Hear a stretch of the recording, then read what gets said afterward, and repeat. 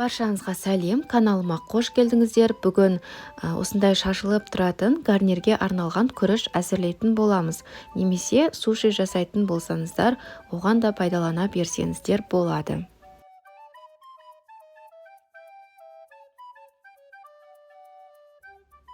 Алдымен күрішімізді суда 5-6 қайтара суы тазарғанша жуып алатын боламыз.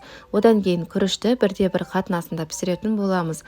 Менде қазір 200 грамм күріш пайдаландым, оған ровно 200 мл су пайдаланатын боламын.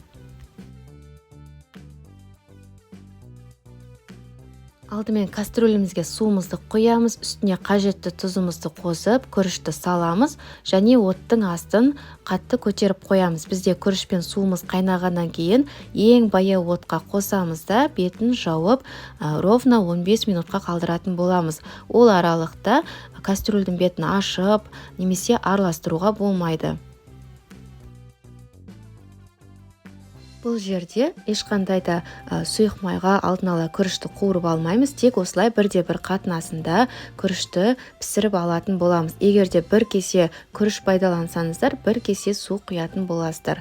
Сол кезде осылай күрішіміз шашылып, әдемі болып пісетін болады. Егер де гарнирге пайдалансаңыздар, осылай пайдалана бересіздер. Сушиға пайдалансақ, онда өзіне арналған, рисқа арналған уксусын, қантын қосып, суши жасай берсе болады.